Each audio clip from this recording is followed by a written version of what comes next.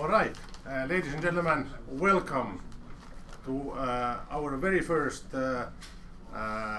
ethics and AI seminar, international streamed live broadcasted to the world from here Jyväskylä in Finland. I'm very proud to be here, and one of the big reasons we are here is because artificial intelligence, machine learning is on everybody's lips.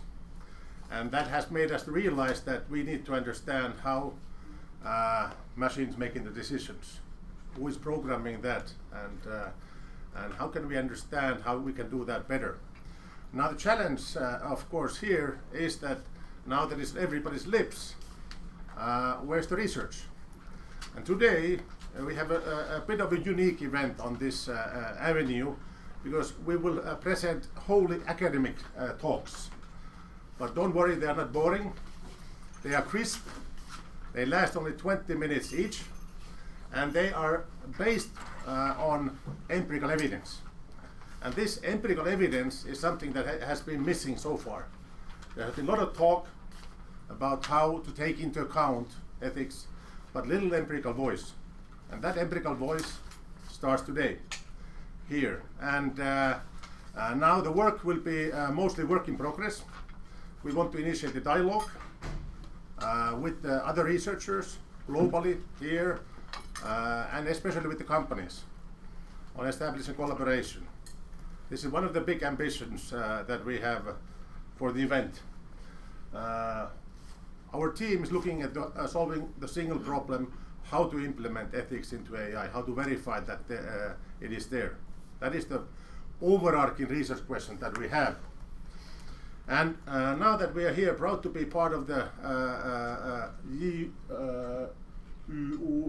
JYU, University of Jyväskylä Startup Lab. Very hard to say. Let's see, technique is working very well. Here we go.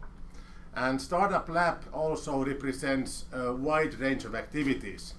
So we are looking at the AI ethics, and this is the main topic of today. We also are penetrating other interesting fields that bear relevance. We are looking into biohacking. Of course, being a startup lab, we are part of the International Software Startup Research Network, Software Startup Research. Also, we have a design research accelerator, and we are looking into software technologies. But the main focus here is artificial intelligence ethics, and if anybody is interested here or looking at this live on perhaps working with us, working with the laboratory on these topics, doing a master thesis, doctoral studies, so I please advise you already today take into contact with Juhani Risku, who is the vice director here in the laboratory. So talk to him, and let's get in touch. Now we look at the program of today. By the way, I didn't say in the beginning, my name is Pekka Abrahamsson. I'm a professor of information systems and software engineering here at the IT faculty of University of Jyväskylä. We have an exciting program ahead of us. It doesn't last long, because I know we're all busy, and that's why we start with the motivational part, looking at the industrial viewpoint. We have a guest speaker, Minna Mustakallio from Futuris. Unfortunately, Minna was not able to be here, physically here, but luckily because of the magical internet, she will fly over in a few seconds in Google Hangouts. And Ville Vakkuri also presenting the academic viewpoint. We start with the day of then looking at the only conceptual talk, but we have to understand what ethics is all about. So if you want to implement it, how and what are we talking about? And this is held by Roni Puustinen. And then we have a very interesting viewpoint, is that if you are not taking into account ethics by any means, what happens then? What happens to the ethics when you don't consider it? We have a case study here presented by Ville. And after the break, we are looking at the following a physical method called Resolve It. It's not intended basically for, let's say, engineers. It comes from the field of business ethics, but it presents fairly straightforward steps on how to take ethics into account. We have a case study on that. What happens when the ethics is forced to the team? And then finally we have what is the industry best practice of today. We are looking into a large-scale survey, which we are in the initial steps. Finally, we have a small discussion, some closing words. And the work that we take is partially sponsored by the IBM Watson Health Cloud Finland project, which we are very glad and happy for that. Now that I don't think that I left anything out, I will move on to my final slide, and I hope that you enjoy the day. Tweet, because that's what you're supposed to be doing. I don't have a date, so we have to invent the hashtag as well. Any of the black-shirted guys here will help in case of trouble, and that'll be all. So I think that we will now move into the first part of today, and we look into why ethics matter in AI development. The industrial viewpoint presented by Minna Mustakallio from Futurist. So may Minna arrive, and I will step down. Thank you.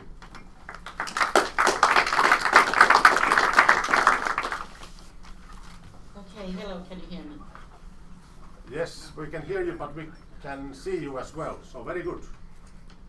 Great. You will now see my presentation instead of me, but maybe a couple of words just to kind of, to introduce myself. So, hi everyone, I'm Minna. I work for Futurist, which is a digital service creation company, and we do quite a lot of also data science projects, other technology software projects as well as design and business consultancy. I started a new role beginning of this year, and I promote responsible service creation at Futurist, especially kind of dealing with data and AI. And I consult and train client organizations to address these ethical questions related to data and machine learning, especially. My own background is in design and business, and I've been working for with technology basically kind of from 1999. So kind of have quite a few different problems there. And I'm especially myself interested in decision making, like how and why are decisions made, and how to make better decisions, and how people and machines work together in mixed systems. Okay, and I'll put my slides up, so probably you see those and not me after this. One moment.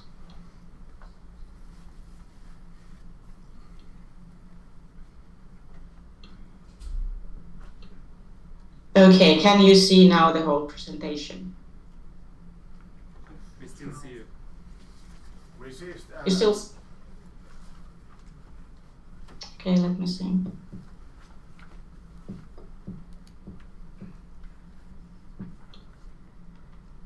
Here we go. Now. Yes, we can see you. Or we can see the slides.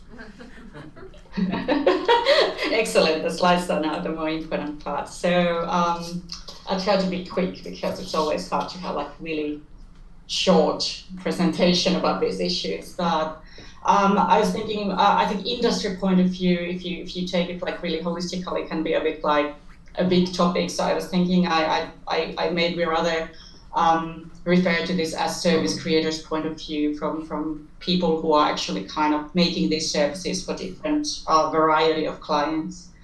And maybe the first question really is why ethics and why now? And just this might be kind of old news for many, but just to explain where this comes from the bigger scale things.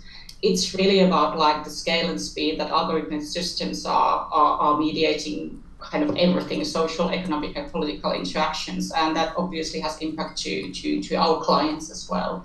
And that's of course in good and bad. It's algorithms are there for kind of various clients who might kind of grant loans. There might be social and health services, even juridical systems, media consumption for definitely so media houses. And then there's a lot of talk about how this then kind of might cause manipulative behavioral change in the users, hyper personalization, filter bubbles, you name it. So there's already like the scale of their algorithmic mediation and also the speed how it accelerates at the moment is just kind of something that definitely kind of requires us to take much more action than it used to be also when we build these services. And people as consumers and citizens are becoming increasingly aware, and so are the regulators. So we absolutely have to anyway take this, like even if we wouldn't be like, let's say, good citizens, we would need to absolutely start to take this into consideration together with our clients. And because of the speed, there is quite a big gap currently in understanding the consequences of digital and digitally assisted decision making. And that gap, if we don't like start quite briskly now, work together towards understanding it better, it will just grow bigger and bigger.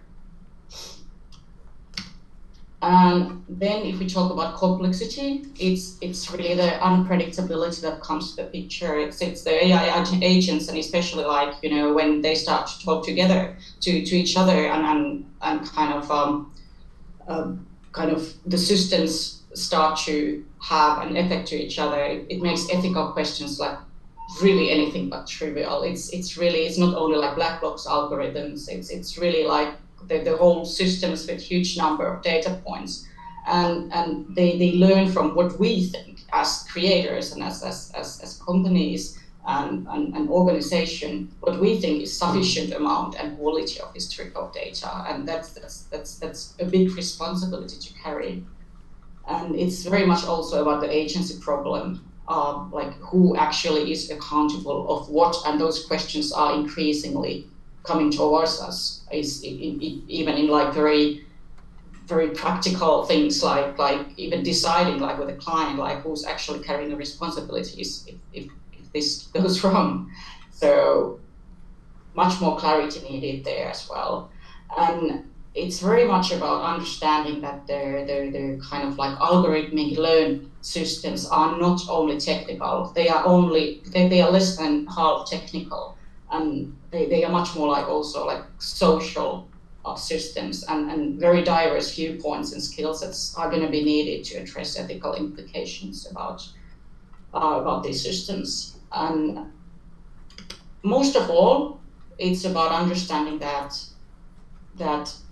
it's really humans and machines working in the same system, and that's a very different animal than what we are used to. So kind of like when we many times we think about like AI, oh, it's technical, it's data science, but it's actually like where it impacts is this kind of like a new mixed world of human machine decision making.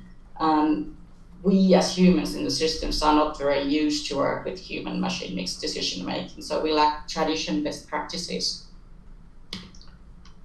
So why we as creators should be interested in ethics, like what's there for us?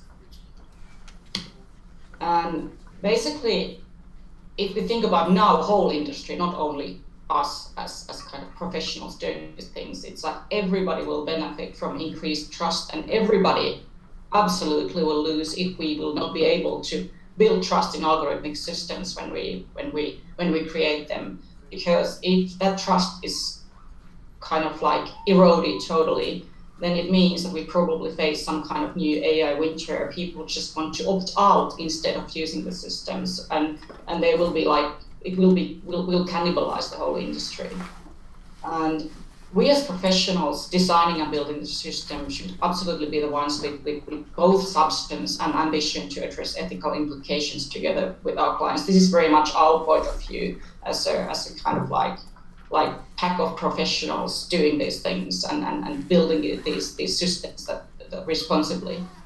And we really need to identify and raise these ethical implications that are not always easy to identify, which relate to our work, and help the clients deal with ethical questions that are related to data and algorithmic systems as a whole. Minna, may I have a Yep. I have a question here, that you said that we have to trust on these algorithmic systems, and I believe that is what we have been doing for years.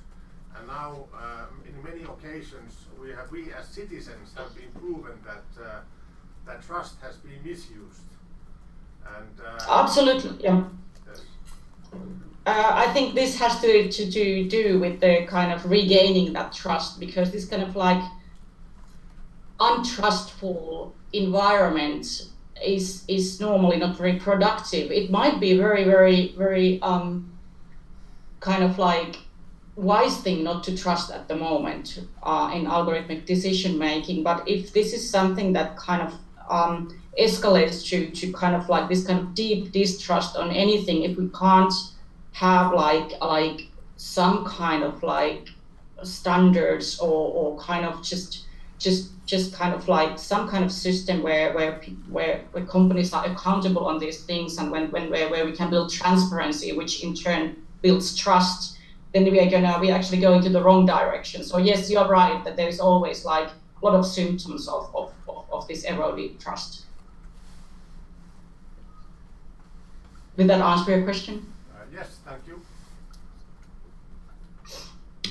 I think this is something that I believe in as well, is that World Economic Forum just stated that ethical standards are likely to become as important at shaping global competition as technological standards have been since the 1980s. And it really looks like ethics, not only data ethics, but ethics and ethical standards are a mega trend that's in play now. And everybody needs to take that into account in their business. So, yeah. And when we think about like what are we actually dealing with, I'm just gonna have a list, because this could take like 2 hours just to go through these, and I think these are people are probably quite familiar if they're dealing with AI ethics. But just to list like what we at the moment face, what kind of like issues we have to take into account, is really like possible unjustified actions based on bad evidence, opacity problems of like not adequate transparency, for example, in the system, especially kind of towards those who will be impacted on algorithmic decision making. Bias, very big thing. Discrimination that kind of then can where it can lead. So bias can lead to discrimination, not always, but we need to be very mindful about that. And the whole kind of discussion about bias is very hard, and there's no ready answers how to deal with bias. Transformative effects that impact autonomy and behavior of users, especially all of the users of the whole system, possibly.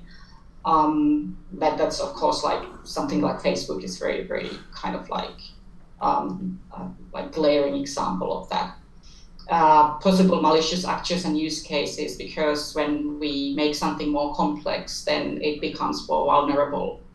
And the overarching question of moral responsibility and accountability and legal aspects and everything. So which is still like very kind of immature at the moment. So this is the kind of problem space we are when we are creating these services. We should be able to take all this into account. And again, it's not trivial. We need to do something to be on par with this. Minna, you have 1 minute. Okay. Addressing the issues, it's very kind of straightforward. It's together. So more than ever, we need multidisciplinary teams, and we need co-creating with users and domain experts. And this is something that's really close to my heart and our company's heart. So we really need to think all of these following questions with diverse multidisciplinary team, designers, tech, you name it.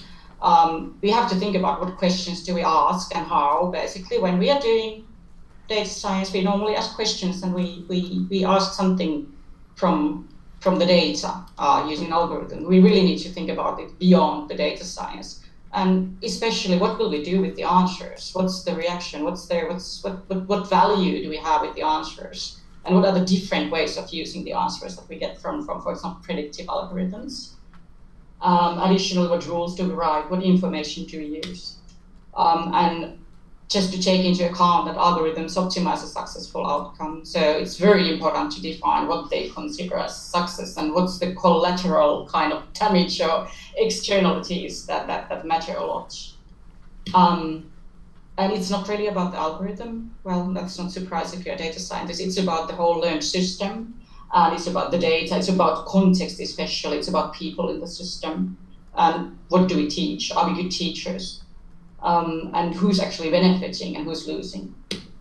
And most of all, it's about us humans and what our roles in the system. This is what, for example, future's organizational chart could be, and you can just imagine like how much there's like something else than tech involved in here. So there's a lot of cultural points. So just quickly, I actually can skip this if I have 1 minute and go straight into the concrete instead of having 3 layers of where we have to work. So zooming into the concrete stuff that we are doing, we really need to understand better kind of what we are dealing with, educate ourselves and come up with principles, practices and tools that ensure that we have a true multidisciplinary approach for this. And then we will also need role-specific best practices and tools in addition to this kind of like more kind of like silo breaking approach, so that we also have very, very specific tools that help the people to solve these problems. So that was it.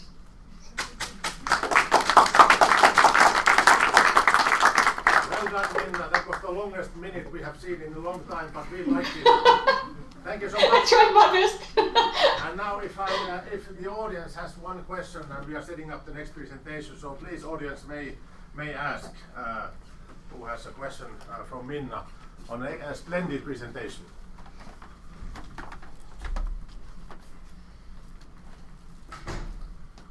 We have a mostly Finnish audience here, so it means that no questions. But I might have one. We have one there. Yes. Can we get the slides? The classical question about the slides, and of course Minna will send slides and we will distribute, right? Yes, absolutely. That's the easy answer question. And Ville has a question. Yeah, you mentioned together. How is Futurisa promoting together, for example, with academic side? Well, for example, like me being here, but then again, we would like to work with several different like universities, for example, and the kind of like research groups to come up with the best ways to deal with these issues, which means that if universities, for example, have people with like good ideas that could work based on their research, we are more than eager to come together and kind of try those in practice. That's for example one way we like to do it, just take things in practice and try them out. Thank you, Minna. Let's give a big round of applause to Minna. Bye bye. And Bye. now we are moving into the next, let's say, motivational talk, and that will come from Ville Vakkuri, who is doing his PhD here, thesis here at the university on implementing ethics into AI. So please, Ville. Yeah, let's wait for a while for the slides, but yeah, I will practically continue where Minna left us after the long minute. So I will be giving the academic point of view, why and how AI ethics matter, or why we need to consider ethics in part of AI. But Minna did really nice job by giving some examples, so I will be mainly focusing on the academic insights from the same examples. Okay, now I have the slides. So as Minna just said, we have increasing implementation of artificial intelligence and autonomous systems. There's a lot of social media apps, there's industry, entertainment, it's everywhere. And they are already influencing our lives, and a lot. Minna mentioned about manipulation, about that, how they can promote some actions or prohibit some actions for us as humans. But AI is still full of opportunity. It's not just bad and no. We need to use the opportunity, see the good in that. And that's why we need ethics as finding out the steering values and to answer in what kind of world we want to live in and how we can steer our vision, how we can make our values and our visions implemented in the technical or technology that really shapes our world, as Minna shown. These are all the examples Minna already made, but there's these systems, they already go to our, let's say, ethical sphere. The machines, they make decisions that affect our lives. We already maybe heard about the bias algorithms, for example, in law cases, there's been a lot of in US side, or social media profiling, for example, Cambridge Analytica. It wouldn't be possible without the machine learning components.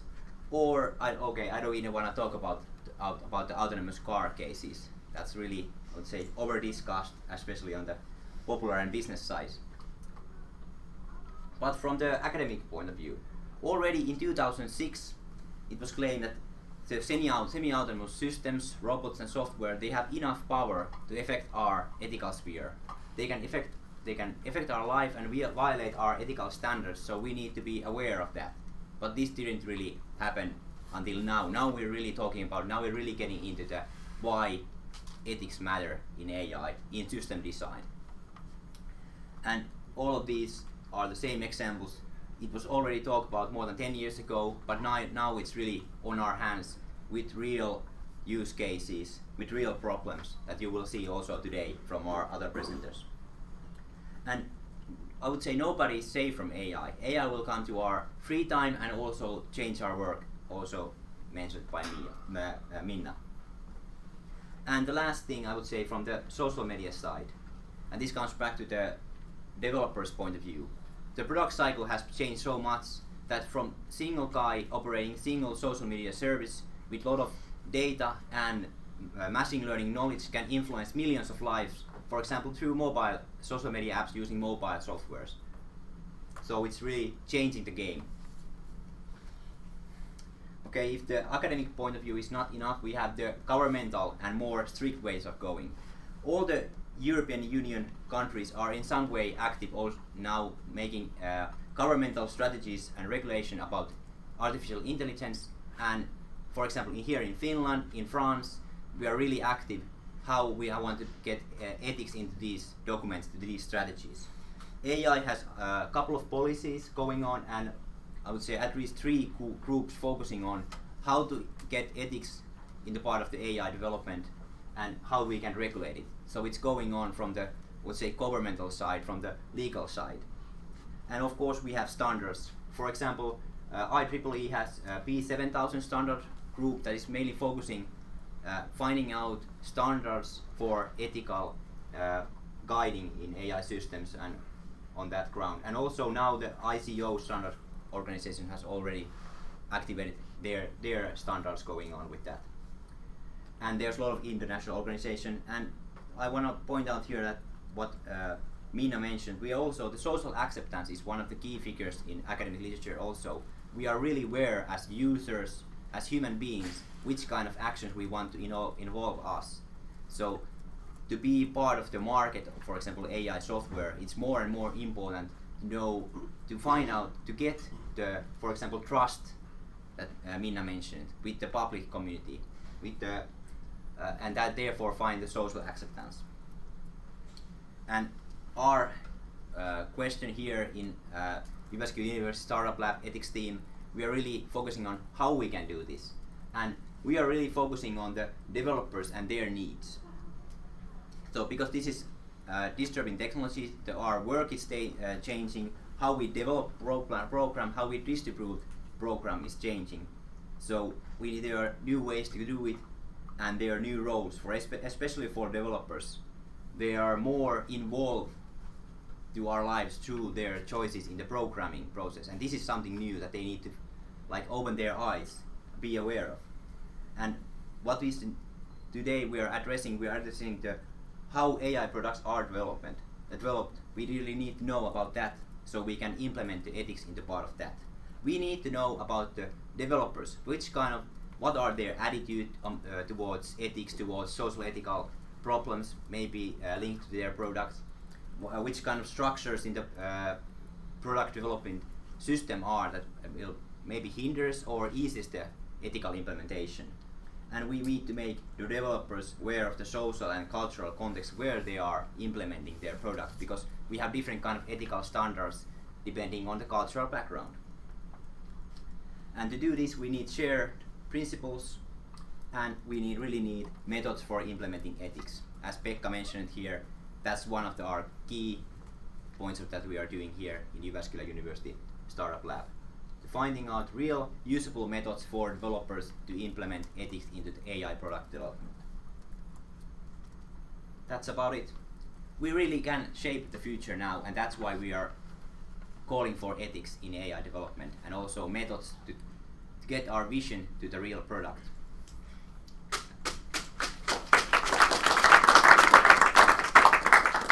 I start with my first question, really. What are you most worried now as AI ethics is a hype? So what is your worry? Yeah, that ethics becomes just like a rubber stamp. That yes, this product or this research is ethical, it's done.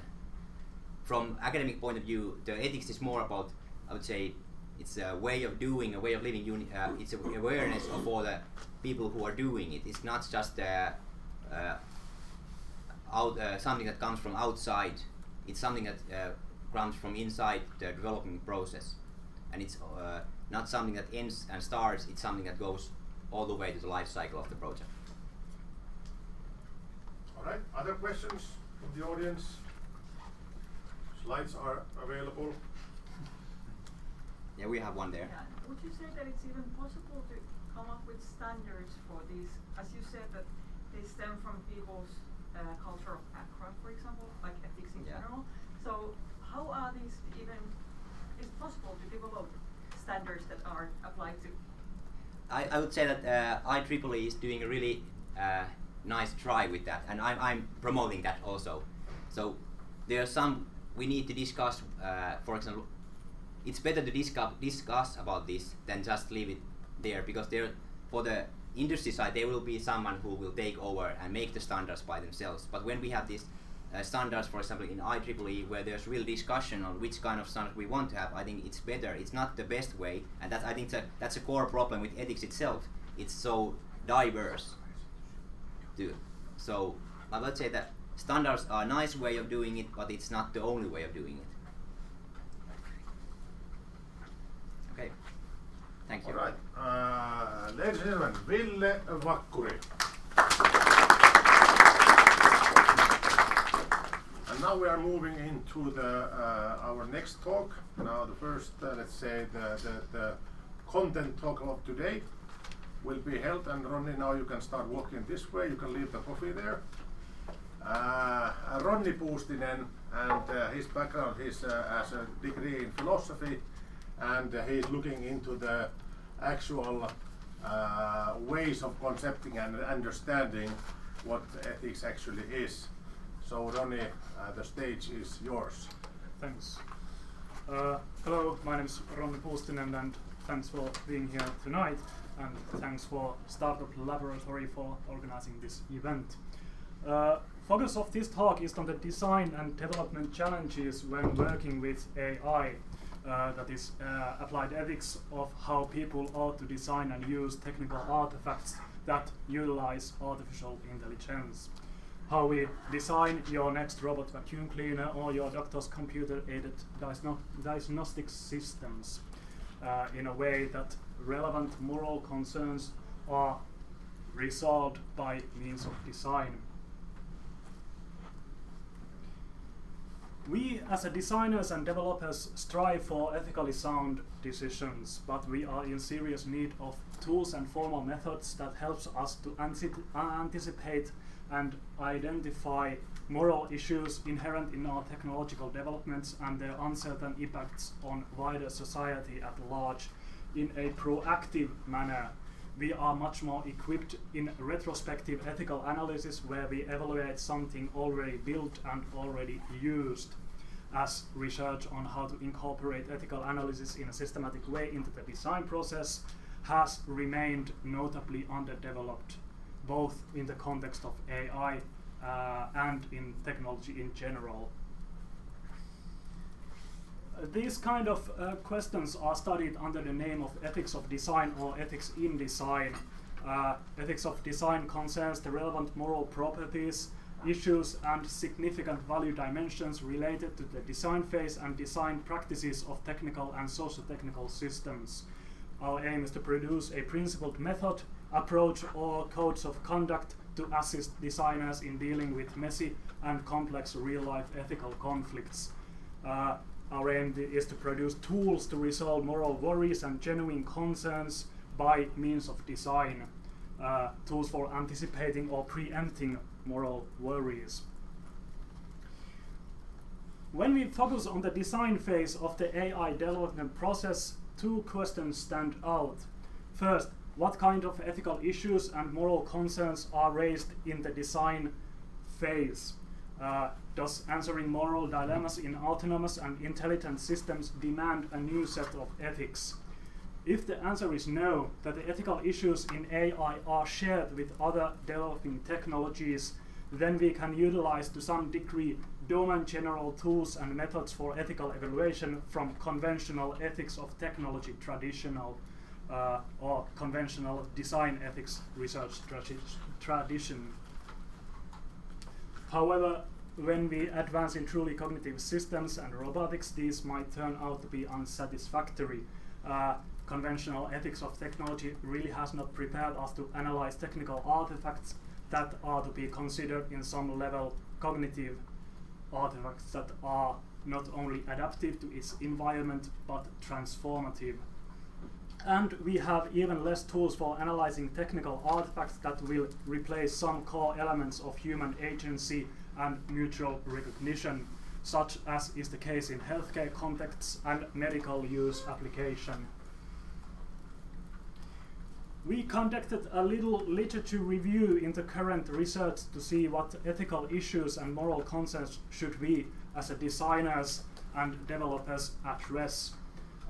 We can easily identify 40 totally different moral concerns requiring developers' immediate attention just by looking at one group of articles. However, that's just the tip of the iceberg, as we can and we really should also consider those moral problems identified in data ethics and ethics of algorithms research traditions, as any IE application is built upon these components.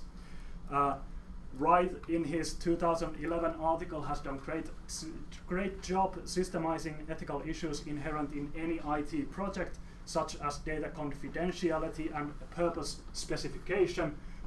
So we can add those items into our list to get the big picture of the field of ethics in AI and start working towards prescriptive framework or map of types of issues arising from AI, and use this map to inform future research concerning AI ethics. Even though many of the ethical issues in AI are shared with other developing technologies, AI and its additional layer of complexity makes many of the standard ethical issues more complex. It is also safe to presume that AI raises some distinctive ethical questions that are not found in anywhere else. One cluster of these kind of problems are existential concerns, as Poddington in her 2017 book write that AI will extend, enhance and replace some core elements of human agency and work of humans. Second challenge is how do we address these, or even a fraction of these, by means of design.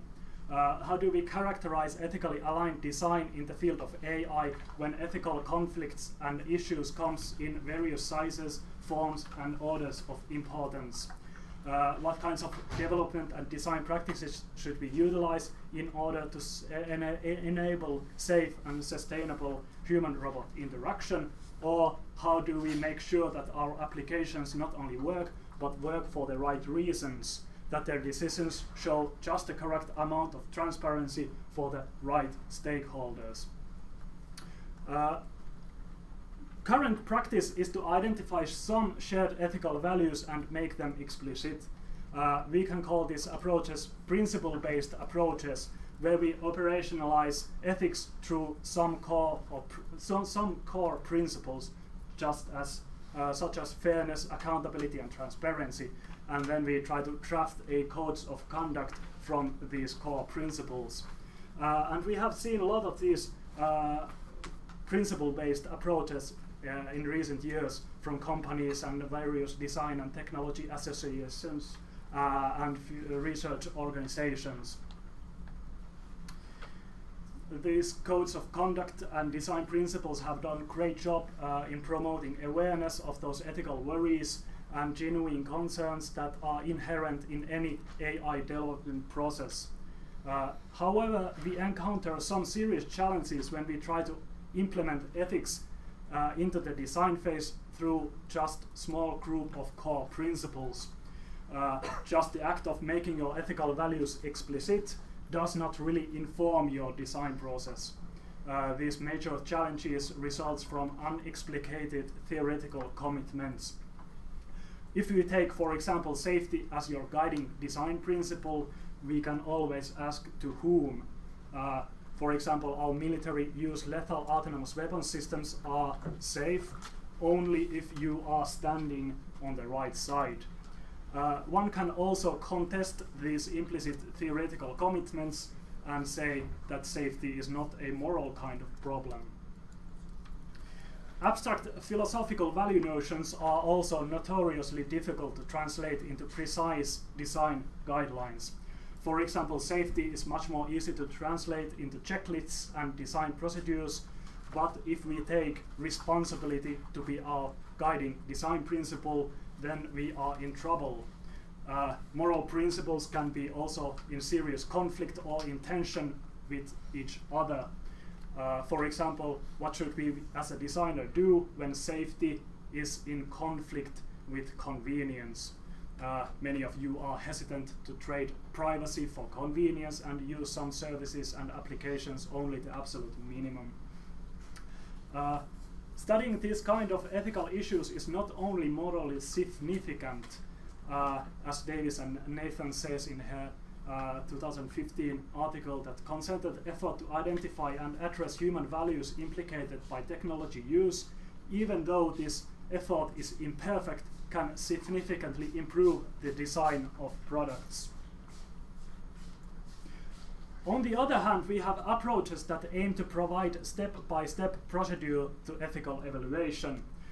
We can call these approaches as cookbook approaches, as they seek to provide a procedural way to address ethical issues in technology. Reason behind this is that even though real-life ethical worries and moral concerns are ill-defined and complex, every ethical decision-making process shows some universal features and steps, such as data collection, problem identification, stakeholder analysis, listing possible actions, and social deliberation. And even though we might not ever achieve a consensus view on what is the most ethical thing to do, we all agree on that some moral decision procedures provide more trustworthy outputs than others. For example, many of you consider decision procedure that has been tested and contested on social deliberation more trustworthy than a decision that has not been tested and contested on social deliberation.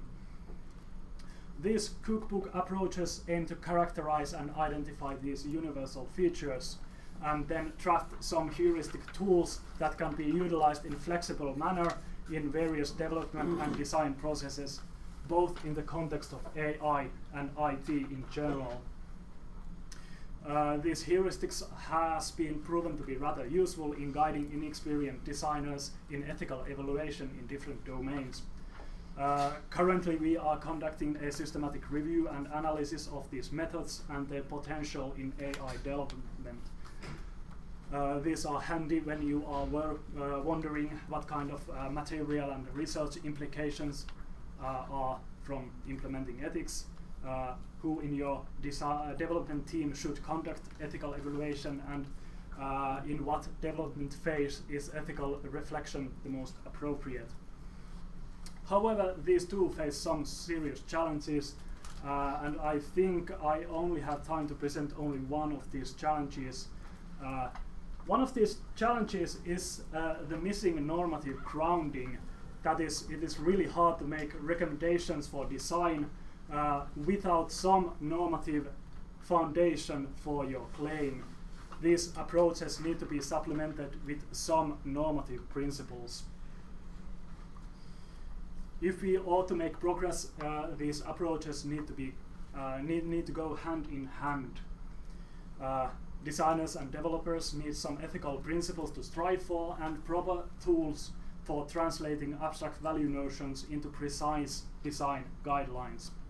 I think recent attempts to do this has been really promising, such as care-centered design, where care-centered value-sensitive design, where fundamental values in care, such as attentiveness, responsibility, competence, and recognition, work as the ultimate normative criteria for evaluating robot-assisted care practices, and ethical analysis is incorporated systematically into the design process through VSD methodology and guidelines.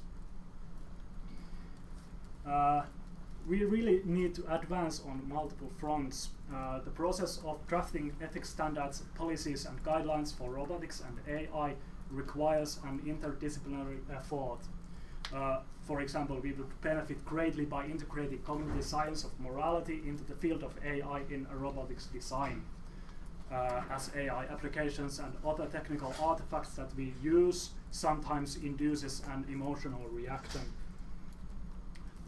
This also calls for pedagogical reforms, as ethics is something that should be done on the laboratory floor, not just on the ethics departments. And we really shouldn't let anyone graduate without proper knowledge in ethics of technology. We should equip our students with proper tools for ethical evaluation. This, of course, requires more pragmatic account of ethics, more practical conceptualization of ethics. Ethics is not just about what is right and wrong, or banning and allowing things. Ethics is about what is better and what is worse. This is called as the shift from perfection to progress. In this progress view, ethics should have pragmatic value or pragmatic function in design and development processes. As I said earlier, conscious and explicit thinking about the values that are imparted to our inventions is not only morally significant, but aligning technology with ethical values should help advance innovation in AI development. As Van den Oven said in his 2013 article, both existent and emerging moral considerations need to be articulated early on in the process, at the moment of design, when value considerations can still make a difference. And this powerful statement concludes my talk. Thank you, and thanks for Startup Laboratory for inviting me. Thank you.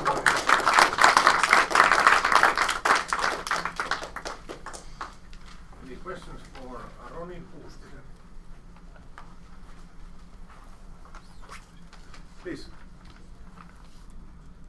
Yeah. A few slides ago, you had a piece that you had written, design and development, ethical design and development.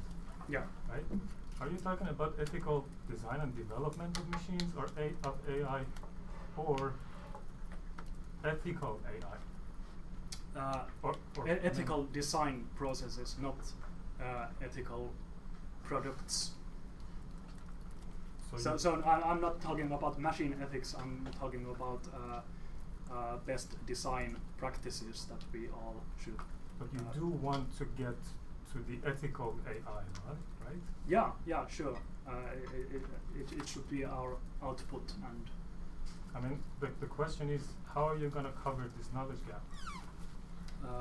What do you mean by knowledge gap? Well, I mean, just by telling a bunch of developers what is ethical behavior, we don't necessarily get to ethical AI, right? There's a knowledge gap here between these two. Do you have a plan? That's why we Is have are there methodologies. studies? That's why we are looking into Yeah. methodologies. So our vision is focusing on the in-design. So solving the ethical, I would say, machine ethics questions after we are solve the problems with the designers by giving them or producing them tools. Yeah, but you're presupposing that by teaching developers, you would get to the ethical AI, right? That's the one step on the way, and that's the But you current have to issue. justify that, right? And I think this is an excellent topic for our coffee break, which is not going to happen yet. We have still one more talk. And let's give a big round of applause to Ronnie Puustinen. Thank you. And our next speaker is Marianna Jantunen. Hi. But as you can see, Marianna is not here, presented in collaboration with Ville Vakkuri. So now we are looking at a real-life case study where AI systems have been developed, but without any certain consideration of ethics. And now the big hypothesis, of course, is, or the interesting question that we wonder is that what, if anything, of ethics goes into the system if you don't take it into account explicitly, and what can we do about it? So, Ville, please. Thank you. So the question is, what happens when ethics is not considered in methodological or systematic way? And we started to find out this through a multiple case study, and I will go to it that. But first, let's go through the presentation structure. I have some couple of motivational background, and I believe I will be mainly focusing on the research model, how we are looking into these aspects, how we are seeing ethics in this case, and also, of course, with the primary and empirical results of this work. But first, about the motivation. This has already come out so many times today, but the machines at this state, they can in many ways harm us, or in many ways harm others for the price of others. So they are intelligent enough to make, in some case, ethical decisions. But how we can implement those, and are they already implemented? And other aspect here, I think this has already come out today also, that there are no ethics without us. So we make the ethical components to the machines, at least at this stage. So the machines, they are representing ourselves. The software are representing the developers' points of view. So our actions, they are relevant in the way of developing ethical products. And practically, we don't want to know what is going on the AI research, and if there are any ethical considerations, how they are implemented. Do they have any kind of guidelines, what the developers are using, and what's the motivation for them to implement ethical thinking to the developing process and to the AI product. To do this, we had three different cases with a total of 8 participants, and from different ranks, so we also could see how the rank in the developing process might affect the ethical thinking.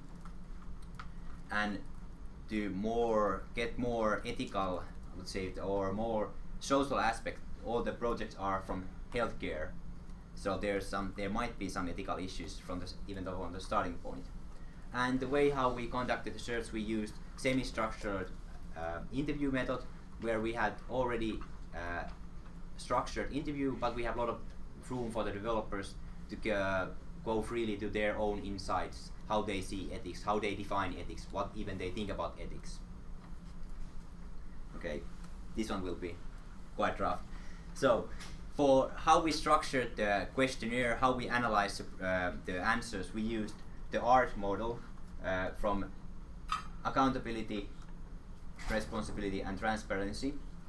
And in addition, we added their awareness and attitude, mainly from what we know already from the software developing side, that these things matter for the developers, how aware they are, and which kind of attitude they have for the developing. And on this, we analyzed it to the Virgilia Dignum's model of ethics in design point of view and ethics for designers point of view. So this made the structure for how we see ethics in this interview and how we analyze. So make it really simple. Ethics was simplified in this case to these 4 boxes here: transparency, accountability, responsibility, attitude, and awareness in the developing process. And from this, what we find out that more responsibility correlates straight with the awareness of ethical dimensions. So this is quite clear result. And secondly, the responsibility or the impact of product was in almost any case seen that it is shared with one or other party. That we are talking about responsibility. We see that our product, there's an impact on that, but who's responsible for that? That wasn't clear. And in many cases that it's the other guy was the answer. And this comes back to there's no strict guidelines or methodology how these are seen important. And this is also seen on the third point, that ethical thinking is more like speculated. There's might happen on this, or we are using healthcare we are developing for healthcare, there might be some misuses, but this was nothing from the developing process. This was more something that the developers were talking about on their own breaks, on their own free time, on their own personal interest. That was nothing that was instructed in the developing process. So there was no guideline on to go through the scenarios what might happen when I design this kind of aspect. And to this end, only half of the interviewed see that we need to see about look into the socio-ethical errors or mistakes that might happen from my point of view, my design or on my programming. And this is quite, I would say, alarming, because we are talking about healthcare programs or healthcare products written by machine learning, for example. So there, I would say this like opens my eyes from the developer's point of view. And from the last time we already heard about transparency, why it seemed really important. But for the developers, they didn't really know what they said. Okay, transparency. I understand the concept. When you explain it to me, I see it important. But they only saw it as a theoretical comment. Okay, there's need to be transparency what we are doing. There needs to be transparency in the product that I'm developing for the user. Yes, but they didn't know how practically they could implement it to the design. So there was, I would say, in that sense, they were really left alone from these ethical issues. They didn't have any practical tools. To summarize this up, so there's ethical thinking, at least for the among the developers, but it's mainly focusing on the errors and misuse of the product. It's not guided or strict. It's more like personal interest. I'm interested in this. That's why I'm looking into this. And they didn't have really, I would say, any kind of tools to implement their own ideas or visions on, for example, on responsibility, awareness, accountability, transparency. But there's, from the attitude point of view, there's an attitude basis that we can use, or when we, as Ronnie said here, we need more education. So there's attitude to they see that these are important topics, but they don't have the tools or the needs to use it. So they need to be educated with the ethical aspects, and then they can push forward on already by themselves. And some discussion points that we can take together here on the coffee break is, so should the distribution of responsibility made more clear? I would say this is more like software developing process question, but it comes really, I would say, current with the AI development. There was really a great amount of uncertainty with the developers. What happens when there's a crash or mistake? Who's responsible? Even though it wouldn't be legal wise, but from the personal was this my mistake? Could I have avoided this? And why didn't I see this before? And as I mentioned, the responsibility was quite hard also because the other guy problem was really often come up front. Like, yeah, I know that there needs to be responsibility, but I'm not responsible. It's the other guy there. And I would say from the second point for the discussion, because there was a strict from the hierarchical, from the which kind of rank you had on the project, you have more awareness for the whole picture, and on that end you had more awareness or vision also for the where the product is used and on which kind of societal context. So should the place for ethical thinking or ethical or going to the ethical thinking be more on the higher level of programming or software developing, or should it be on the developers level, like individuals level? And this is also some problem which comes with the AI development, because as I mentioned on the first talk, there's the new product cycle is so rapid that there might not be these kind of bigger hierarchies. So in the end, one developer might have a lot of influence on the product itself. And also when the product comes bigger, there's a lot of, I would say, input from a lot of different developers. Then we need to say, okay, does the higher ranking guy even know what is going on the lower level, because the AI systems are really complex. That's something to think about on the coffee break. So I still have a bit more time. So some takeaways before the coffee. As I mentioned, the responsibility was a big, I would say, uncertainty and issue at this level when ethics are not considered. And I would say what we could easily go up front is the transparency. The developers seem to be aware of transparency, but they don't have any kind of tools to promote transparency. Just by developing a lot of simple cookbook solutions, just like Ronnie mentioned before, we could take a big step with transparency in AI development, just because there seems to be awareness and attitude towards transparency also for the developer. There's no, I would say, claim just only black boxes, but they were open for transparency. And the other thing that we could go with more structured or more methodological way of doing is that most developers are considering already these ethical impacts on their products.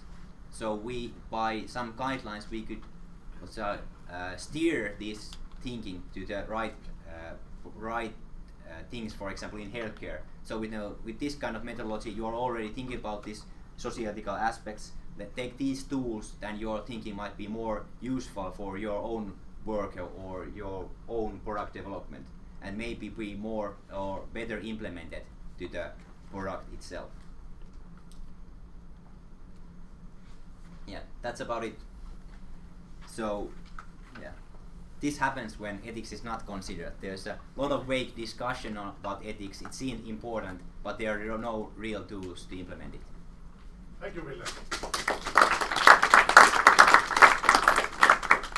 All right, any immediate questions? Here we have one there. Okay. You mentioned healthcare. What kind of products were analyzed, AI products in healthcare? Was it something like Watson for oncology or something else? Could you please name them if they are? I'm not sure from the empirical point of how much I can reveal about that, but there will say product in development from the university context, and they were mainly using on machine learning components. All the three. That's about it for pattern recognition and anomalies. Or I would say that that's the level that I have from the. Mariana was the one conducting the empirical level, and I was more from the theoretical point of view for the research. But I said that they had real life use cases, even though they were piloting with this. Now now that I believe most of the world people, the engineers are not following any specific guidelines for ethics, should we be worried? Based on the results, do you think that we should be now worried? No, we should be a bit more hurried with our results and our research. So because there's really, as we seen before today, there's a need for ethical, for development process from the public point of view and from the governmental. So companies need to know. But I think this ethics is something that takes steps when something goes wrong usually, at least from the industry point of view. So we need to wait for the mistakes or hurry our research. All right. I'm not happy to say this. Please. It was good analysis. Just that to me this sounds like very small and very narrow case because the whole issue is in so early stage at the moment, in Finland especially. But at least you have the methodology here, and this shows a very tiny hint of the direction where things are going if this ethics is not implemented. So just continue with that. Yeah, even though the result is and the number of answers is quite small, but because we have the questionnaire is quite huge and the amount of data that we have is quite wide, because we have long in-depth questionnaires with the answers. I would say in that case our data is valid even though it's still a really small sample. But we will hear more about big samples when we have a next speaker after coffee break.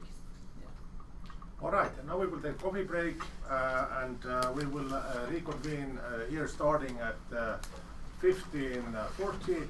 And please use the opportunity because there's still some coffee and piirakka left. Piirakka is Finnish word and has some English word as well. Maybe. Maybe. So let's be back in 20 minutes. Thank you.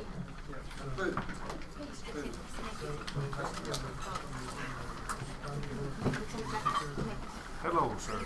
Pekka. Yes. Where do we know each other? I'm working in the department. Yes, you do. Indeed. See that I'm very focused as have been. So I think it was an excellent observation. The thing the guys are explaining is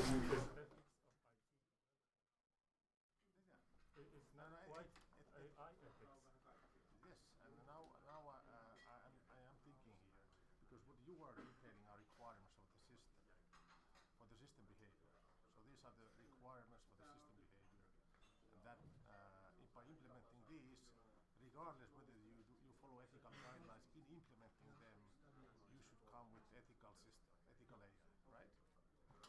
So regardless of how you do it. The thing is, if you're talking about ethical AI, then the AI is the moral agent. If we are talking about design, then the humans are the moral agents. These are two completely different things. Humans design AI. I think we can take it outside here. I know what you're. I know the discussion that you're referring, but I would say that it's more. Hello.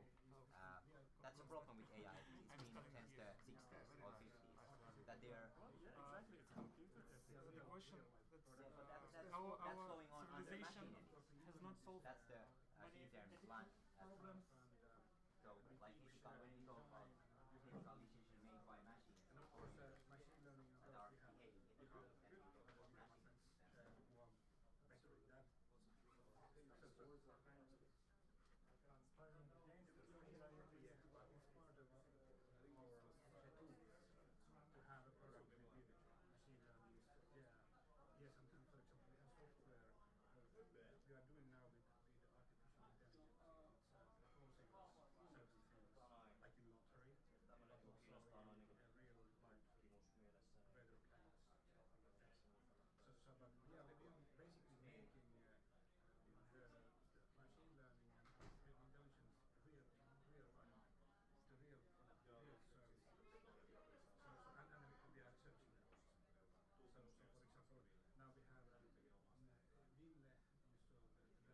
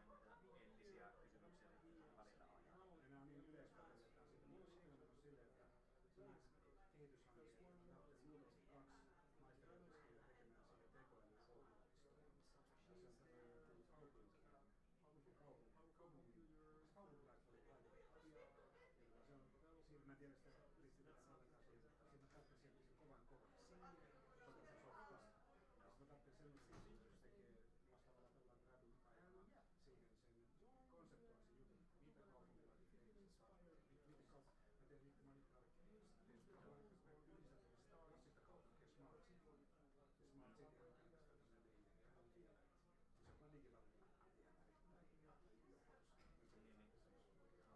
arkkitehtuurirakennus, meidän ollaan se porukka osaa. Niin siis mä haluan sinne myös semmoisen henkilön, jonka kanssa yhdessä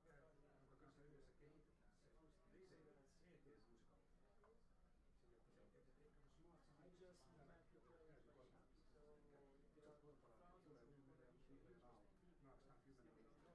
Sitten se pitää huoltaa, niin se ei sovi kenenkään muun systeemiin. Siinä tekee se niin kivan systeemi se olisi. Nyt se tie on käyty korporaatiossa läpi, niin ei enää se myydä. Miten vaikuttaa se iso? Jos sä pääset sieltä ehtoon. Se oli vaan yksi asia. Meillä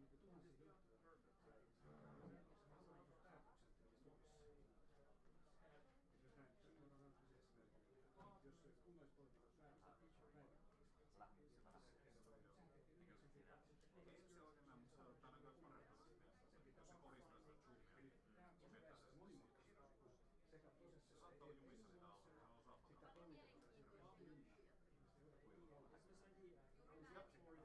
haluatko sä mennä? Joo. Tätä ei ole kukaan. Näin konkreettisesti. Mutta haluaisin tehdä siinä sellainen iso kartta. Ja aina kun tekee karttaa, niin se on jokainen joku lukee itse esimerkiksi, että sä pääset tutkimukseen, kannattaa tehdä ammattilaisia. Niin se on mulla yksi sellainen info, nyt täällä Smart City. Se menee jollain osa, meillä on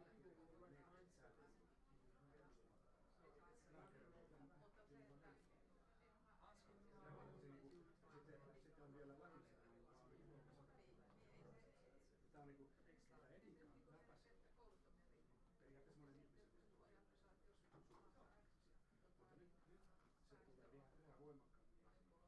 mutta nyt se tulee vielä voimakkaammin.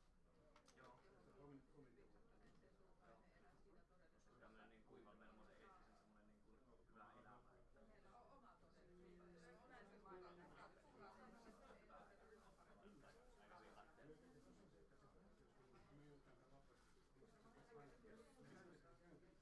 paljon onnettomia, että on hauskaa.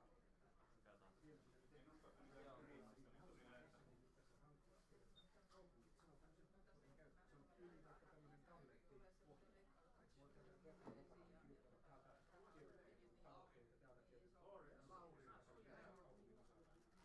Sitten se antaa meille ehdotuksia. Johannes! Ja me tehdään sekin semmoinen, että So, Lauri here koskaan päästä toista tekee päätöstä, vaan tekee meille pienen vaihtoehtoja. Me tehdään se ajatusprojekti.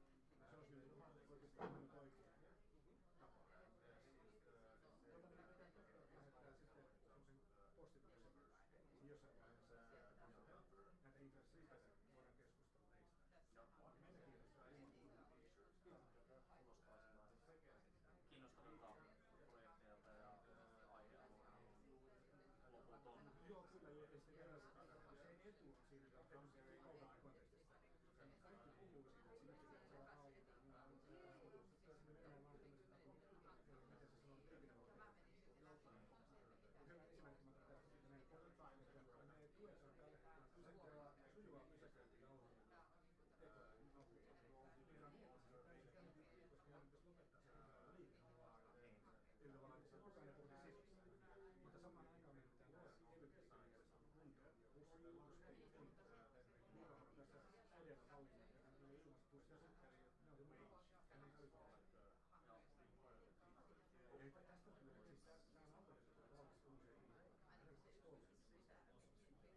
Ja ne käytetään. Eli tästä tulee, siis tämä on alue, joka on valmis uusia ihmisiä. Hirveän vaikea aihe lähestyä, kun se polveilee joka suuntaan, se on niin monikerroksinen. Ja sen takia se olisi hyvä, jos pystyisi luomaan semmoisen kartan. Jonkinnäköinen heuristi. Joo. Just näin, että tässä oli äsken oli se hirveän hyvin strukturoitu kaikki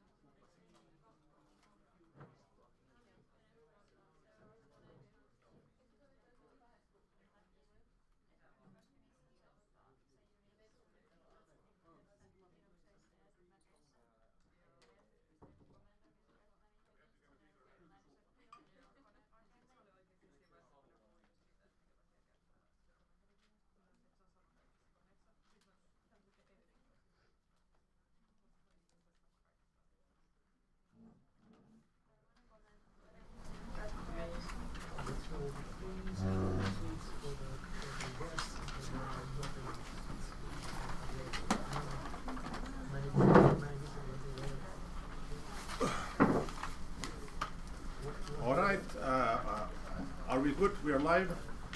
Excellent. So welcome back. And now we have been looking at the case where ethics have not been considered. Well, the world didn't come crumbling down. Now the other option is that we can force people to use ethics or consider ethics.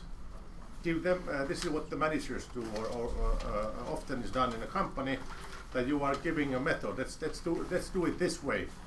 And now we have 5 cases where we have done it. It has been university environment, so it has been, let's say, safe environment to experiment, but still the teams have been forced to consider ethics.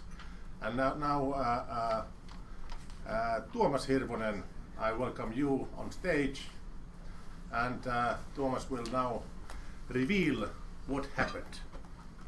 Please.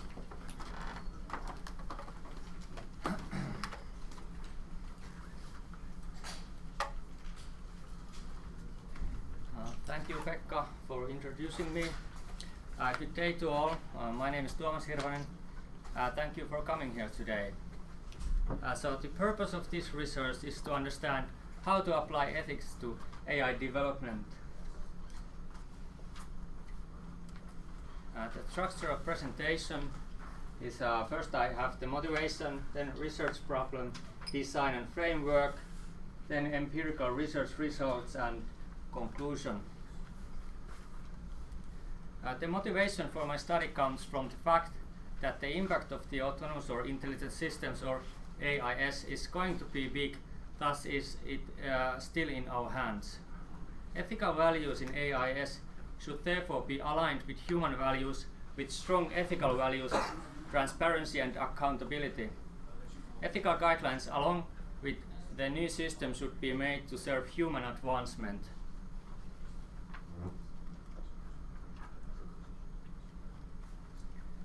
Research problem is focused on the designer.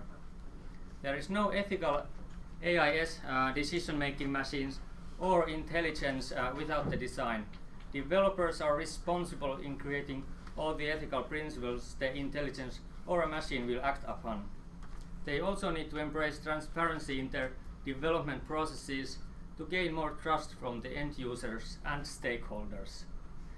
Traditionally, engineers tend to consider ethical considerations as another technical problem, or they might consider larger social issues as not their problem at all. However, engineering products are loaded with value, which means values like autonomy, sustainability, safety or justice can be realized in our technologies as well as their opposites. This means that the details of design are morally significant. Ethics in AI design includes broader considerations about the consequences of technologies. Because engineers don't have the proper means to confront ethical problems, they are often neglected or simplified, leaving problems outside of the practical decision making. The resolved method has been tested in this study in order to find its feasibility and its flaws. The potential value of well-adjusted ethical tool could be that it recognizes human and moral values and makes people conscious of them, not after the artifacts or systems have been released to use. The research question for this study is how can the resolved and ethical method be implemented into the development of autonomous or intelligent systems? To make it clearer, 2 sub-questions have been derived from the research question.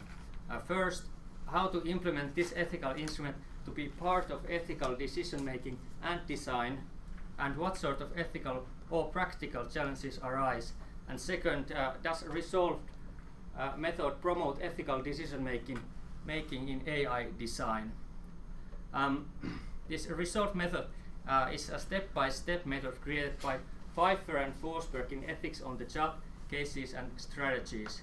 Designed for the ethical dilemmas in the work environment, it offers a basic tool for ethical problem solving, including steps from stating the ethical problem and its solutions to likely impacts of those on people's lives. One needs also to defend the decided action.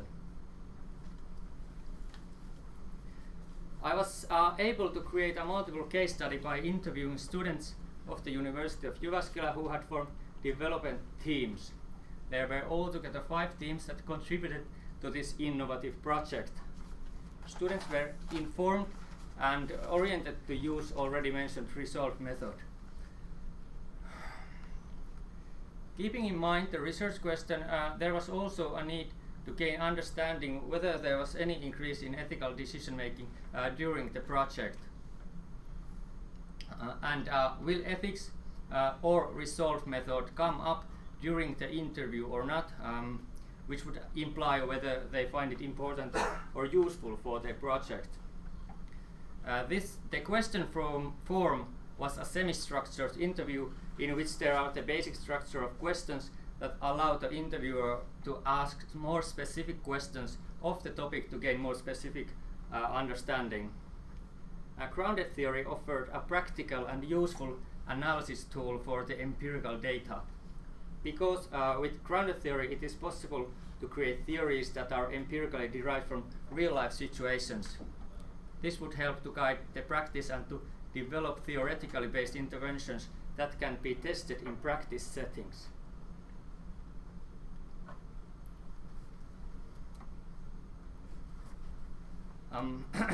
The main ethical principles in AI design appears to be accountability, responsibility and transparency, as stated in my research framework. They are in a key role when determining good design protocols that take into consideration the designer itself, the product and the end users. These are not the only ethical principles needed for ethical design and not the only aspects needed to consider ethical development. Transparent working culture can create meaning and responsibility and clarify accountability. Transparency has been considered as a key concept for the ethical design and the use of autonomous and intelligent systems.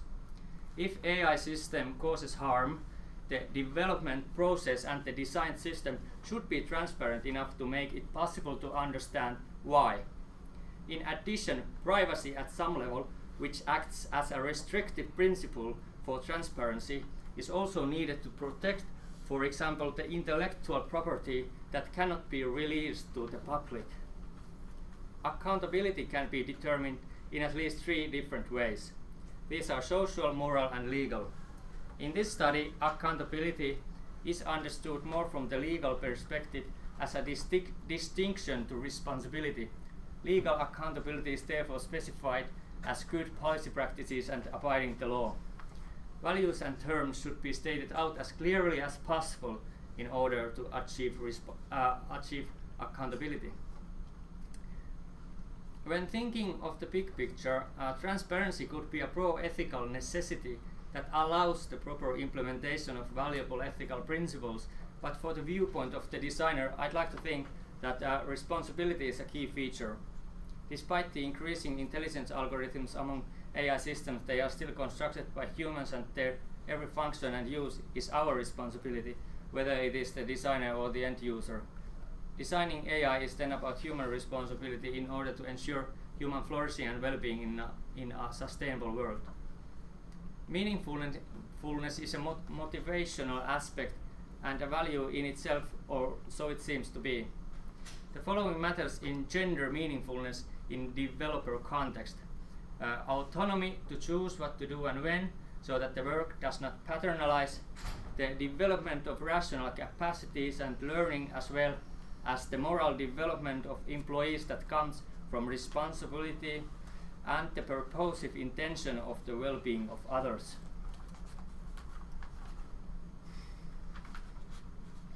At the moment, the research findings are the presence of an ethical tool influences ethical consideration, creating more responsibility even when it is implemented by force. And by force, I mean a normative pressure to adapt ethical decision-making strategies. This doesn't mean that teams would not find it sensible as such. We can think that hypothetically a functional ethical instrument would have had much more positive feedback. This also means that it is a good start if there is a possibility to use an ethical tool in development. There is a lack of responsibility in design caused by the lack of knowledge or different kind of motivations or bad arguments. Lack of knowledge means that there is no experience of ethical issues in design. It would require both knowledge and experience to manage those issues well. An ethical tool should provide the possibility to learn in the job and how to deal with ethics in the practice. Different kind of motivations refers to ideas or goals designers have for their future. Ethically aligned design could be one of them, but it needs to be emphasized. Bad arguments are those rising from conditional thinking and imperfection of knowledge, which we all have and which we must understand to deal with them.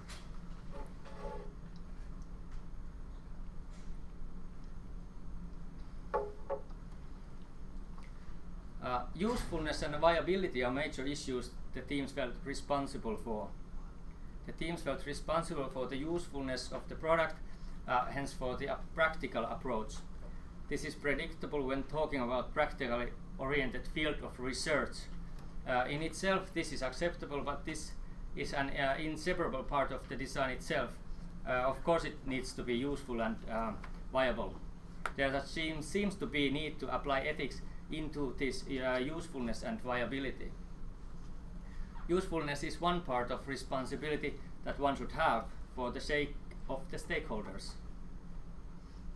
Ethical discussion and consideration among other team members and project participants was seen more motivational for decision making than the direct use of the resolved method.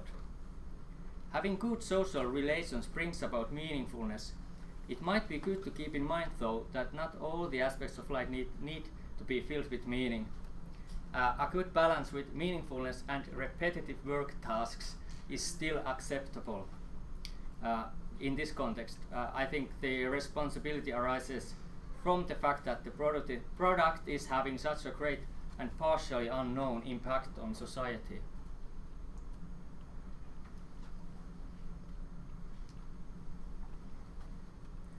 So, taken into account, the ethical principles means larger perspective and more ideas to use in design. As an instrument of applying ethics into practice, the result method, in this case, should provide the necessary tools for this. It needs to take into consideration the changing and developing design policies that guide the autonomous and intelligent systems. It needs to align with the design protocols as well. When being part of this process, from the beginning of the design process, it needs to promote accountable and transparent policies as well. Necessary tools for ethically aligned design could be, for example, case studies, examples of ethically aligned design processes, and reworked steps of the method. It needs to support its users to find out possible problems, biases, and misuses. Means for design should arise from ethics, responsibility, and the concern of others. If an ethical method is shown to be good, then it will bring trust. While it is necessary to track down the design phases, a method that provides transparency into development would be helpful. At least there is then more transparency in ethical decision making, which I think should not be divided from plain decisions. It should offer information about the accountable issues, guidelines, and protocols that had already been decided.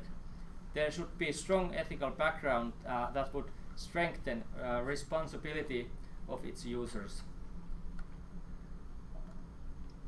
Thank you so much.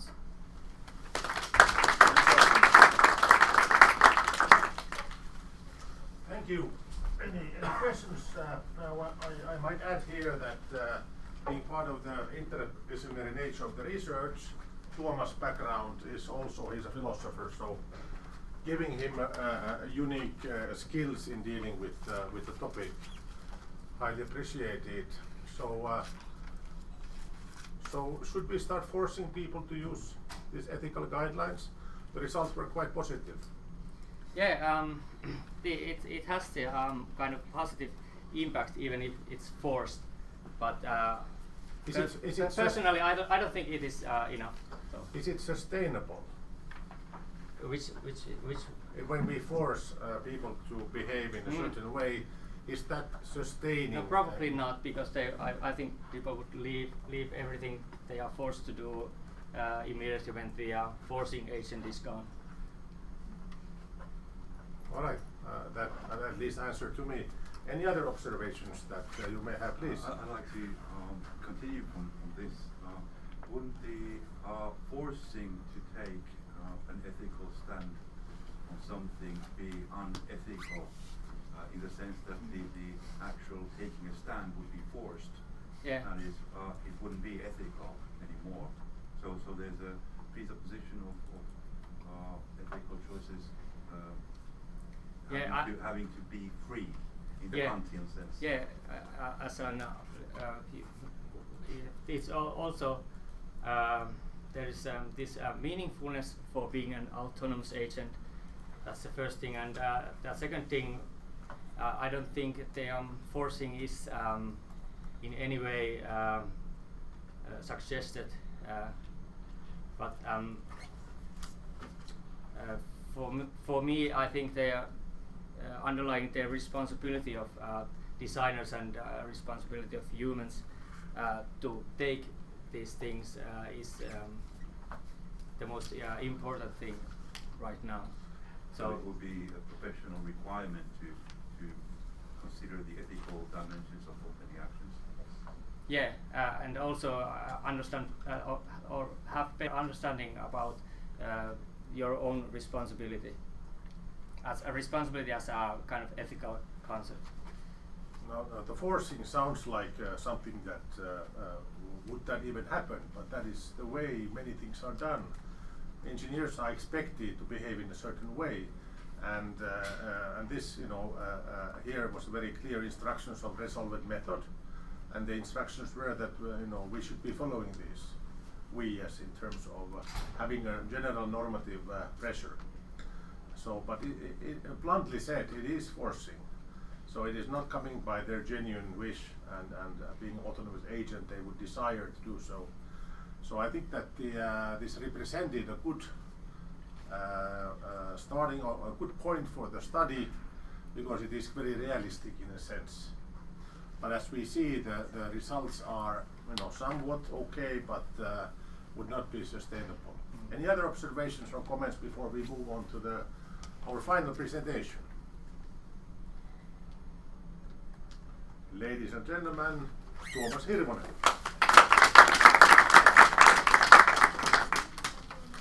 And may we have a change of the slides. And now we have come to the point in our day where we are having the final presentation. And the topic is very interesting because now that we have talked about the academic industrial interests, and we also have looked at some physical case studies. Now we're trying to understand in broader sense what does the industry by large, what are they doing today? Now we haven't been yet having enough respondents, so we have kept it open, but we can report already let's say the preliminary results based on the interviews and the first set of questionnaires that we have done in our mission to get 500 responses. So, ladies and gentlemen, let's welcome Joni Kultanen on stage.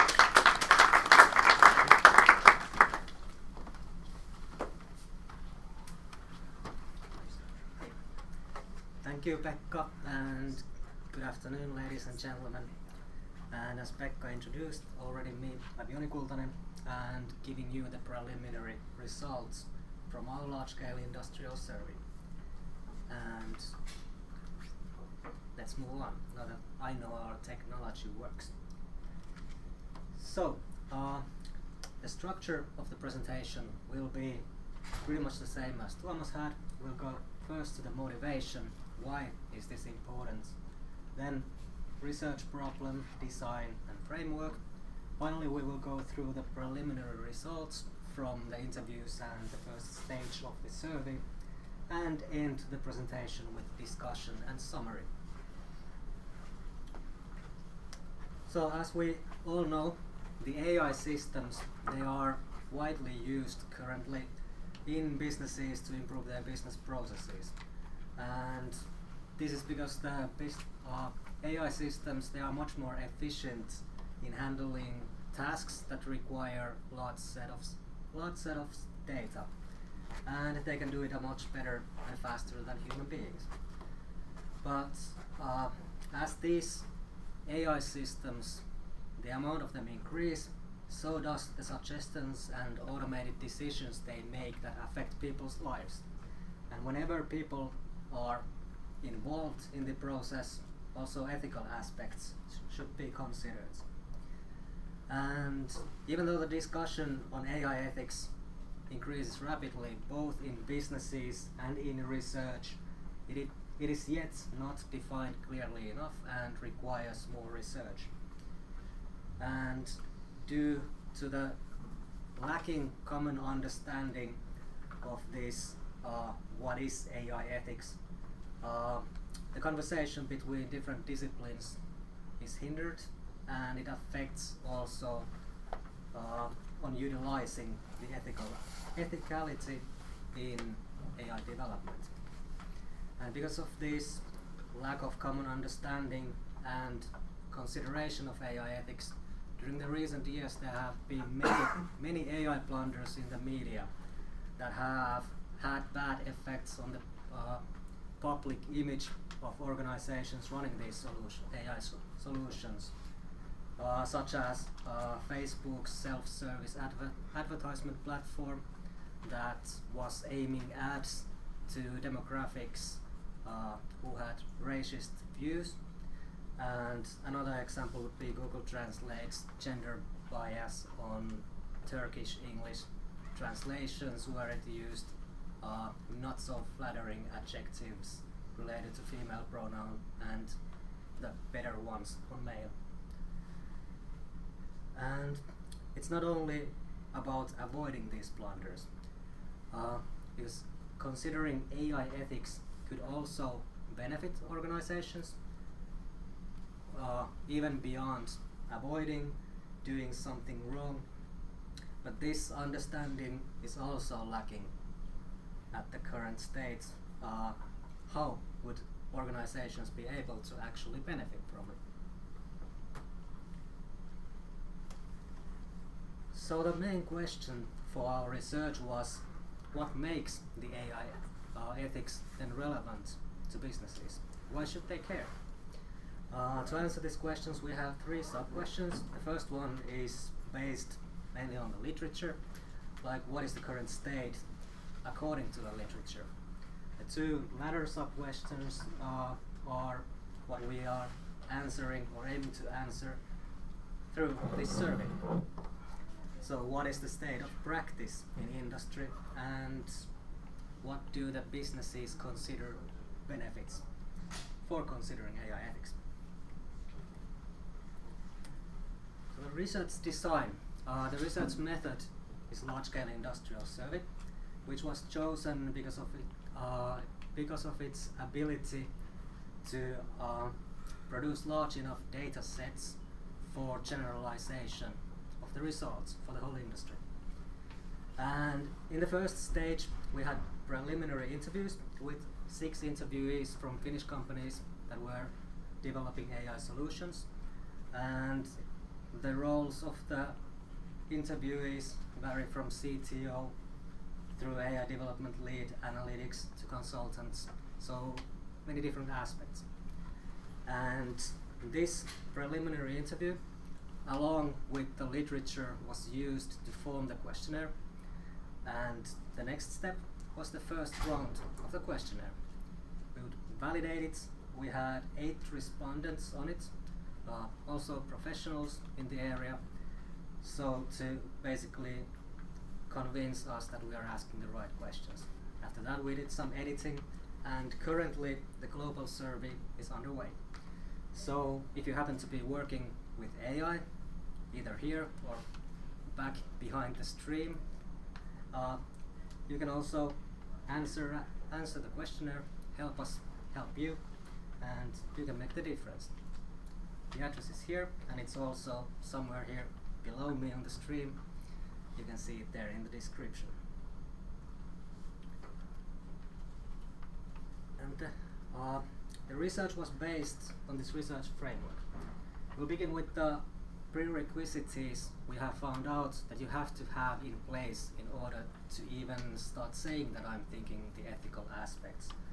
And through our literature reviews and especially our AI ethics team's systematic mapping study that we have been working on at the same time, we have found out these three main components coming up most often. They are accountability, responsibility, and transparency.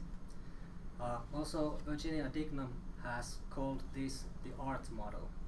We had seen the art model in the beginning, and then we were reading, and they were all pretty much the majority of the papers were putting these three in some order to be the top priority. So these prerequisites, these are something you need to have to produce ethically sustainable AI. And when these are in place, you can start considering the ethics itself. And we have borrowed a little from the corporate governance side, because in the literature there, transparency, it has been widely researched, and it has been stated that without transparency, there is no accountability. Without accountability, there is no responsibility. So it has also been stated in the corporate governance side that trust cannot exist without transparency. And that's pretty much what Minna was saying in the first speak also, or the first talk also. So that makes me more convinced that we are doing something right here, because that's the view in the business side too. So all of this brings transparency to be pretty much the most important one of these components for them to exist. And even though it's from the corporate governance side, which I just mentioned, imagine AI, it's not that different. Because basically it's based on the same principles to create trust from users, regulators, investors, or public in general. And there's only this slight exception what AI requires more. Due to its nature, for it to be actually transparent and to increase the trust, you also have the AI system has to be predictable. So adding the predictability into this art model would bring us closer to the truly transparent and trustworthy AI system. And on to the preliminary results. So the general understanding within businesses on what AI ethics actually is fairly lacking. There are some companies that have their own view on it, but if you tell them the word AI ethics, not many consider it something not many actually know what it consists of.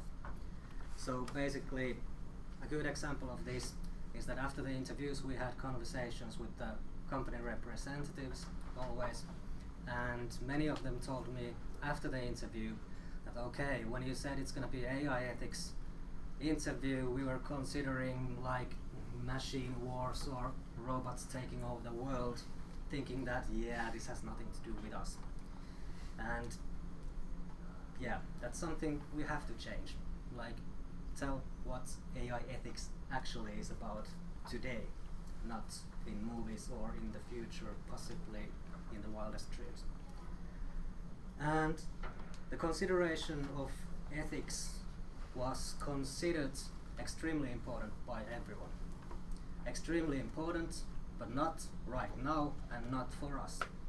Always it was the other company whose systems were affecting people's lives more, and other reasons were that our system is not in production yet, it's in development, so we don't have to consider it, or their system doesn't make autonomous decisions, they just give suggestions to people who usually follow those after their own consideration also. So yeah, we all know now that it's important, but for me it's in the future. So this is something that requires more education also. And one aspect was regulation. It seemed to have high effects on the consideration of ethical aspects. But it appeared that it works kind of as a two-edged sword. It actually makes you consider the ethics to a certain limit until the requirements are filled. But within the interviews, it came up that after the limit has been, or the line has been reached, which has been regulated by someone, after that the consideration from yourself, you're done with it. You just consider that, okay, this has been filled, we don't have to consider it anymore. And so it's a good thing and it's a bad thing. It basically makes you consider it, but not it doesn't stem from yourself. And in addition to regulation, there were other external pressures that the consideration often stems from, which are media, public opinion, and ethical work groups, for example, which some of the interviewees had been part of. And some perceived benefits from the company representatives were that you would be compliant with regulation, you could get predictable performance on your AI system when taking into consideration these aspects we have been talking about, and the solution would be understandable and trustworthy for the user, and market acceptance and positive PR were on the top priorities or choices, answers within the interviews. So, how could businesses then be educated on AI and its importance? Because there apparently is a need for that, because the understanding on what is required for AI to be ethical is lacking. This is a question to keep thinking on in the future too, and something future research could do to benefit these businesses would be creating some sort of benchmarking for evaluating the level of ethicality. We have learned today also that this is not a tool that would make you holy, but it would be a good start. And also we have discussed earlier that regulation, they had this effect of increasing the consideration of ethics. So could we possibly, or should we utilize them more in order to actually give external pressure more to the businesses to consider ethics in increasing numbers?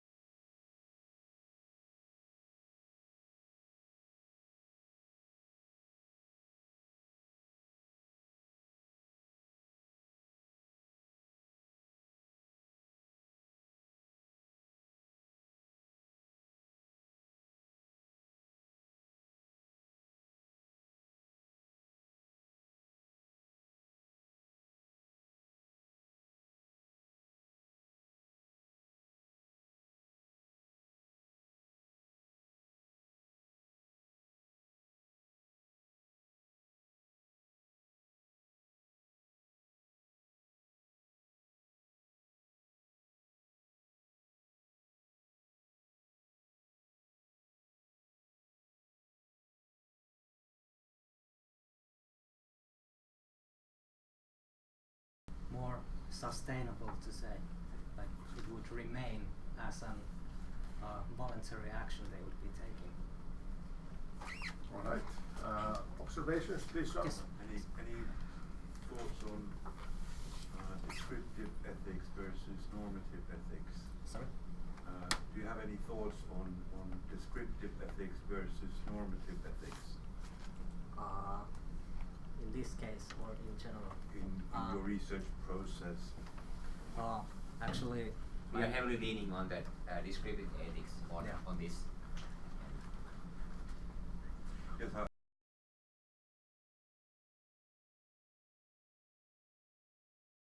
should be brought into this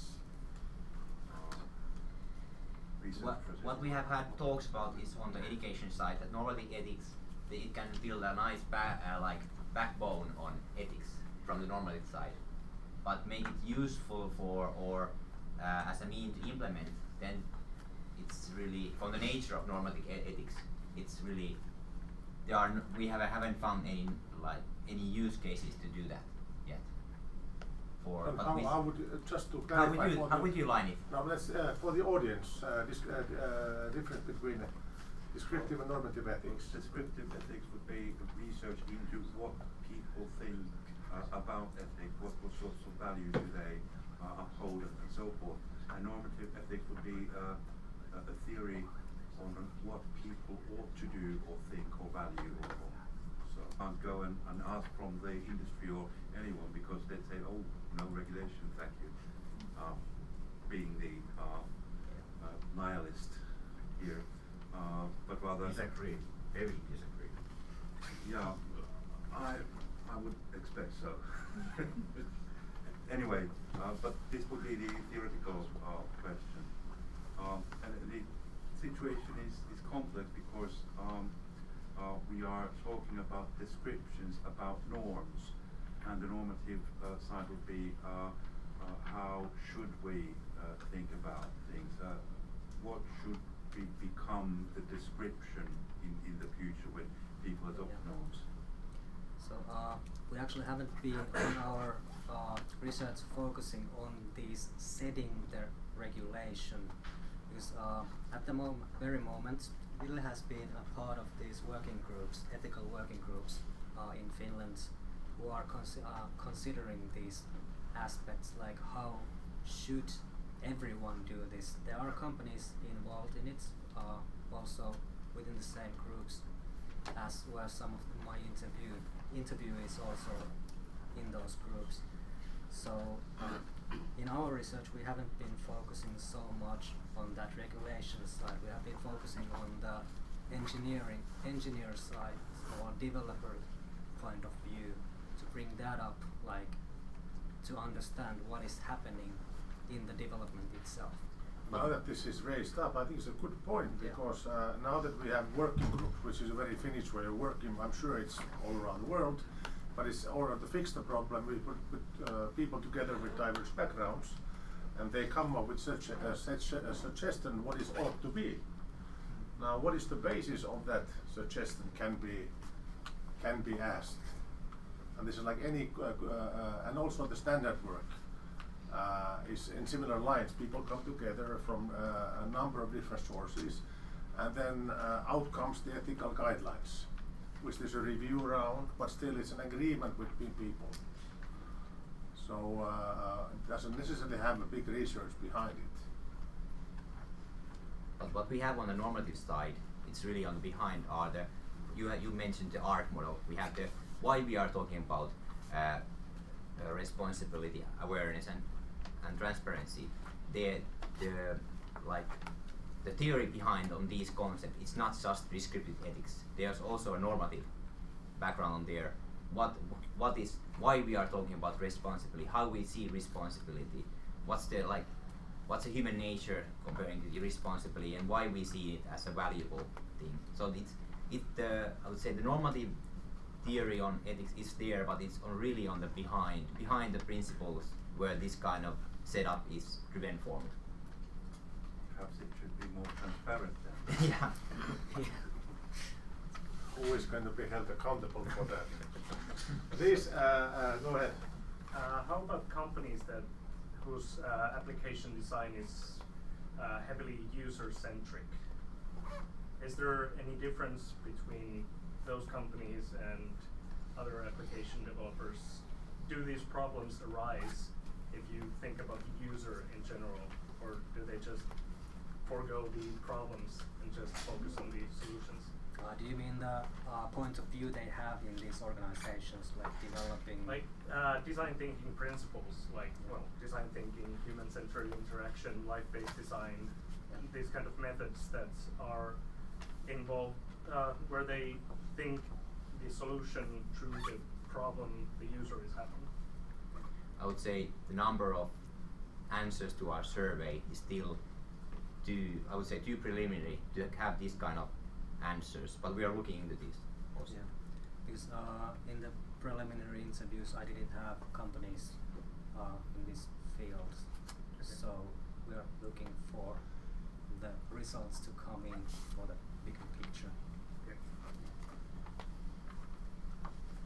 Yes, go ahead.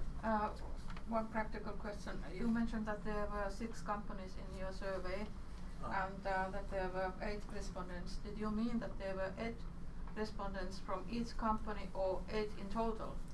So one from 6 companies and 2 from 2 companies? Those were 2 different stages of the research. The first one where I mentioned 6 interviewees.